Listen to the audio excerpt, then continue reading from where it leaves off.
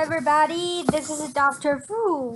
Today we're going to talk about Module 6A. We're going to talk about conduction velocity. It's part 1. Okay, this is the objectives. Before we start the experimental part, we need to give you guys a little bit background, just in case you guys already forget. This is the chart of an action potential. We can take a look closer of this chart. There is a period, we label them absolute refractory period, which means during this period, no matter how hard you stimulate the nerve, it's not to give you any reaction on top of the action potential you already have in here. And there's a relative refractory period, which is after the absolute refractory period, which means if you give more stimulus using higher voltage, you are going to evoke a second action potential on here. We're going to measure the absolute refractory period and estimate the relative refractory period in this lab.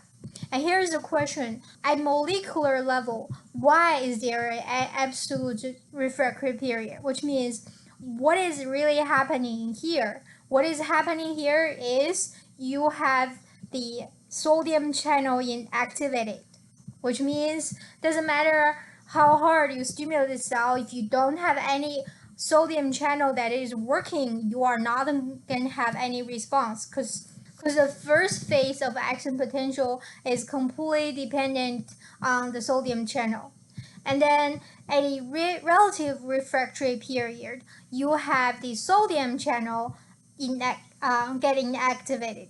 However, at this period of time, the sodium channel is still working, but potassium channel is not. So that way, you will need more voltage in order to evoke an action potential. Okay, so today we're going to use an earthworm to do our experiment. On the earthworm, on the dorsal side, they have a blood vessel, and their ventral side, they have a nerve cord. And on this nerve cord, they have 3 major neuron fibers. And the center one is a medial giant fiber, and then there are 2 lateral giant fibers. They are really huge fibers. They have pretty big diameters. Signal travel pretty fast on these nerves. Okay, so this is the experimental setting that we're going to have. First of all, we're going to have the earthworm lay on the board with their dorsal side facing up. And then we have to place 2 silver pins, and these 2 silver pins are connected with a lead wire that connected to a power box, and these 2 electrodes are going to generate some electricity, and this electricity will evoke the action potential on the nerve cord of this earthworm. And as action potential travel along the nerve cord is going to reach this site. So these 2 lead wires are responsible to recording the action potential that's going to reach in here. So this is actually you are going to inject a current here, and you are going to record your action potential. Okay, so this is what the lab chart is going to look like. It looks like a little bit different from last week because this lab chart have 2 channels, right? So the upper one record the stimulus. It's actually recording what is happening between these 2 electrodes. And then the lower one record what is happening here at the recording side. So this is what your stimulus electricity looks like. And this is what is actually happened on your recording side. Different from last week is this is not a continuous recording. Every time if you hit start, you are going to have a new page.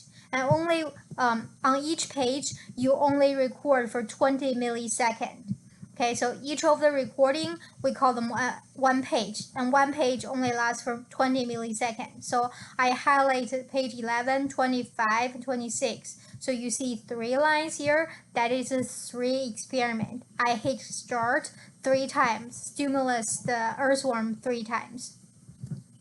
Okay, so that's here. You can see it said recording time is 20 milliseconds. So each page we only record for 20 milliseconds.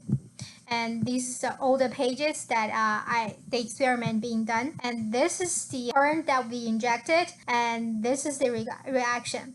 Something special about recording, we're going to have stimulus artifact, which is this peak. And then we're going to have two action potentials. One of them is from MGF, the other one is from LGF. Let's talk about these stimulus artifacts. Why the stimulus artifacts arrive earlier than action potential? You can see that the stimulus artifacts is really early. It appears about like 3 or 4 milliseconds. And then the action potential one's appearing at 8 millisecond-ish. The other is around 11 millisecond-ish, right? Okay, so the explanation of that is the artifact is actually the electricity generated at spot A. You're going to inject some electricity into the earthworm, right? That's the electricity. Once you inject the electricity into the earthworm, it's going to stimulate your nerve cord, but more of the electricity will also travel along the worm, reach your recording site, which is B site. So why you have stimulus artifacts? Because the electricity generating here reach B site through this whole worm. The whole worm is used as a cable. For action potential that you recording here is actually travels along only on the nerve cord from A to B. So the earthworm body has a way larger diameters than the nerve cord. So that's why you are going to see way earlier appearance of artifact. Here's a question: if the nerve cord are removed, let's say if you dissect out the nerve cord from this worm and then you have the exactly same settings, do you still have stimulus artifact? Okay, so for our experiment, we're going to have 3 experiments. Experiment number 1, we're going to measure the conduction velocity. So when we're talking about velocity, you have to have 2 things in mind. One is distance, the other is time. Okay, so let's take a look. How do you measure the distance and how do you measure the time? First one, the distance. You inject electricity here, and then the nerve cord receive the electricity is going to generate a action potential. Then the action potential is going to travel along the nerve cord and reach your recording site. So this is the whole distance that action potential travels. So this is going to be your distance from the injecting site to your recording site.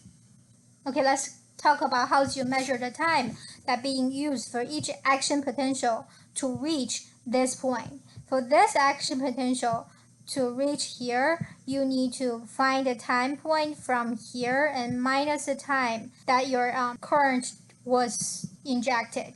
So you basically set your 0 point in here and then measure the time from here to your 0 point. And same for this action potential. Okay, so for experiment number 2, we're going to measure the threshold. So you need to find the threshold for MGF and then LGF. So what is a threshold? It is the lowest voltage that can evoke an action potential, which means anything lower than this voltage will not evoke an action potential. Okay, so here's a question. Which fiber, the medial giant fiber or the lateral giant fiber, will have a higher threshold? We're going to do an experiment and decide which one has a higher threshold. And here is a question: because their molecular level structure is different, one of them have a higher GNA max and lower GK max. The other one has a lower GNA max and higher GK max. So which one has higher of this, lower of that? You are going to decide. Okay, so for experiment number 3, we're going to decide the refractory period. So in order to decide that, we're going to using the MGF action potential. However, we're going to have 2 stimulus. So you have one here and the other here. And you're going to have 2 action potentials. Both of them are from MGF. Okay, and we're going to move the second stimulus closer to the first one. The second MGF action potential will disappear. And that is the time we call that absolute refractory period. Okay, so how do you calculate the time between these 2 stimulus? when your second action potential disappeared.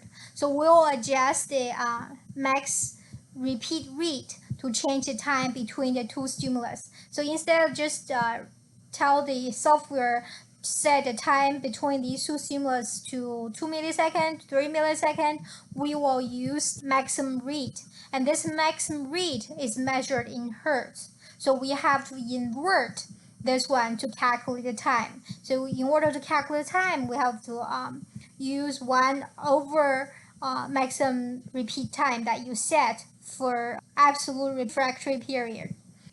This inverse max repeat rate has a unit of second. And later on, you can convert that into a millisecond. Okay, so this is a quick run through of the experiment. Next, we're going to watch a video about how the experiment is setting up and how the recordings is being done.